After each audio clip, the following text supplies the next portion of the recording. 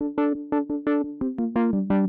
going on, everybody? I'm Max Ralph. Seth Engle. Today we're talking about some Penn State football news. Going to look at some positions of need still for the Nittany Lions going into the 2022 season.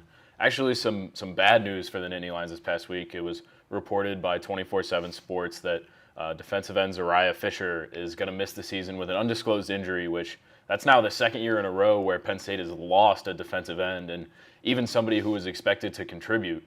It doesn't super affect the depth. He was probably going to play this year, but not a starter by any means. But Seth, how does that kind of mess with the defensive end room? Yeah, so like you said, Zariah Fisher, he had a role on the defense last year. He had 4 tackles, appeared in 8 games. This year, he was expected to have an increased role. Mm-hmm. I'd say the biggest thing for Penn State with this injury is the fact that they're already short on edge presence.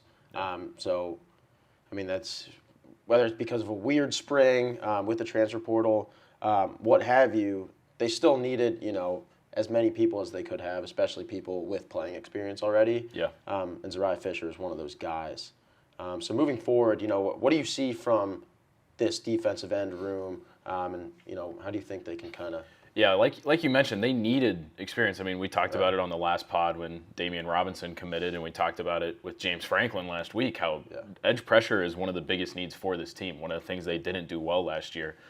This injury kind of makes the Damian Robinson commit even bigger because they lost a piece of depth. But if you look at last year, the only guys returning who played last year are Nick Tarburton and Smith Vilbert.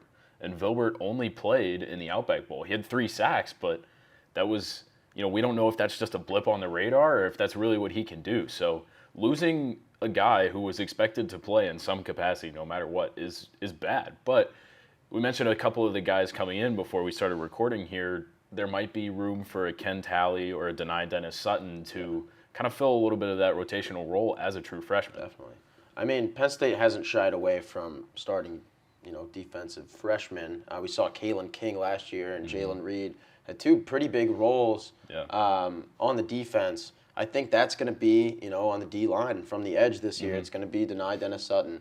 It's going to be Ken Talley, who are going to be guys that could come in potentially week 1 and even have a role off the bench. Yeah, they'll be big pieces behind Adisa Isaac, Nick Tarburton, and Damian Robinson, assuming Robinson comes in and does what everybody's expecting him to do. But you mentioned Jalen Reed and Kalen King. Those 2 guys are going to be kind of at the forefront of that secondary, which the safety room's kind of stacked this year.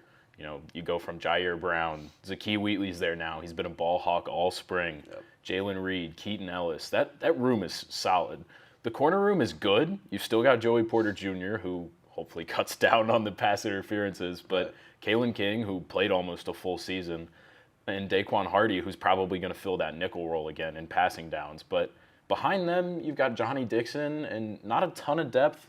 Might be a room that could look to the portal, but the secondary overall is really strong. The biggest position of need for Penn State by a long shot is linebacker. Yeah, totally. I think that middle linebacker position, you got Tyler Elsdon and Jamari Button. And Kobe King. And Kobe King. We've heard great things about Tyler Elsdon. We spoke to him last week. It sounds like he's really progressed throughout this spring. Sure. He just doesn't have that same type of experience that you need for starting middle linebacker to start week 1. Yeah. I just think that Penn State could look a little towards depth here, but at the same time, when it comes to the summer and going into the fall, they will have Abdul Carter, who could, potentially move into a pretty big role, similar to the one that Denai Dennis Sutton and potentially Ken Talley could have. Yeah, the Penn State staff has talked a lot about how Abdul Carter's film jumps out as much as anyone in that recruiting class. And again, I've said it before, but that's a class that includes Drew Aller and Nick Singleton. And for the staff to be saying that Abdul Carter's jumps out as much as anybody, that's big. And he won't be here until the summer starts. But like you said, Elsdon has had good reviews from the staff, but no experience. He's put on a couple of pounds this year. When we talked to Elsdon this week, he said that Kobe King, a redshirt freshman, who's coming in this year, he said he looks ready. Mentally, physically, Kobe King looks ready. But there's not a ton of rumblings as to what Penn State could do in the portal, but Mike linebacker feels like a spot that really could be like the ideal pickup this year. Like They already got one with Damian Robinson. They got another need with Hunter Norzad, Mitchell Tinsley. That's exactly what Penn State needed to do. Mike feels like another one of those. And Josh Chandler-Semedo from West Virginia kind of just fits that role perfectly. He's a senior, 1-year rental. Kind of makes perfect sense to let you get that year of turnover before you're ready to let Kobe King, Elsdon, Abdul Carter be your guys at that spot. Let them learn for one more year. Get a little bit of on-field action while you've got this senior who's, taking the everyday role. Chandler-Semedo had 110 tackles last year, was a third-team All-Big 12 selection.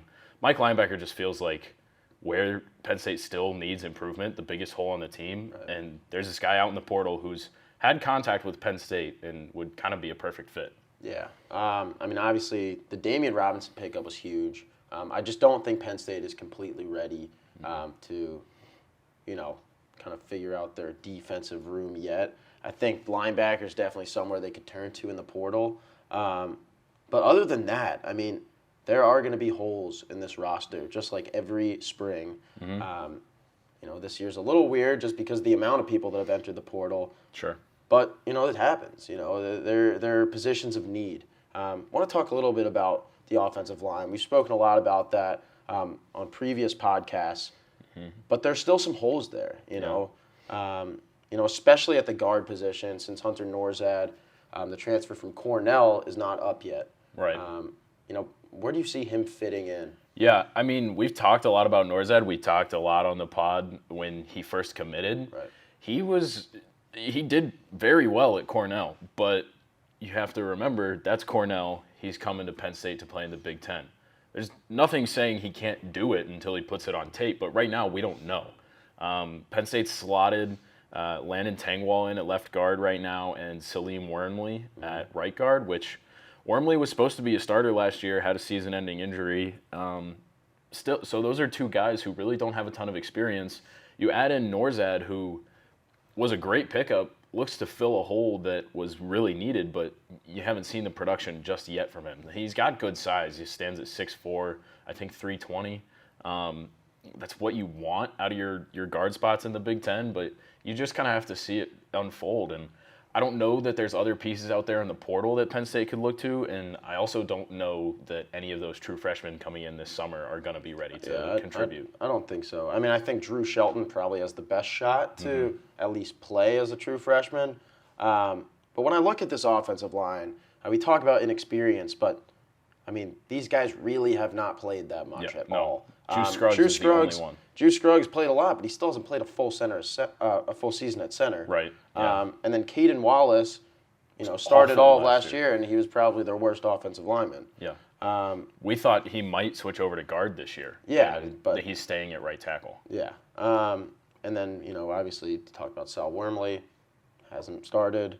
Tangwall didn't play that much last year. He played a little bit towards the end of the season. Played against Rutgers, played in the Outback Bowl, but that's about it. And Olu, the guy who's gotten the most hype, on the offensive line, played, a couple games last year? Played in the Outback Bowl. Yeah. That was his first full game of action. Yeah. And, the staff's never going to say anything bad about the players on their roster unless they're causing some kind of problems. So all we can hear all season is that this guy looks good, he's doing well. So it's kind of yet to be seen until probably the blue-white game, right? What Penn State really has at offensive line. We'll see what happens with the blue-white game, because we don't even know if that's going to be like a full, regular format. Yeah, James Franklin said he wanted because to keep of the O-line. Right, he wanted to keep it as game-like as possible, but he only has one offensive line right now, so it's kind of up in the air as to where they're going there. But still, Mike Linebacker, probably the biggest hole. Right. And like I said, we haven't really heard a lot about where Penn State could go, but Chandler-Semedo from West Virginia is kind of just like a perfect fit. 110 tackles, 1-year rental, veteran experience. That's kind of what you want. Yeah, I agree. That's it for us today. Soraya Fisher out. How does it affect the defensive end room? Mike Linebacker, position of need. Where's this offensive line going this year? Could we see a few young guys step up? Probably. We didn't even mention Zane Durant, but James Franklin's been really high on Zane Durant at defensive tackle this year. But thanks for watching. Keep following along with us on Twitter at PSU Footblog and online at collegian.psu.edu.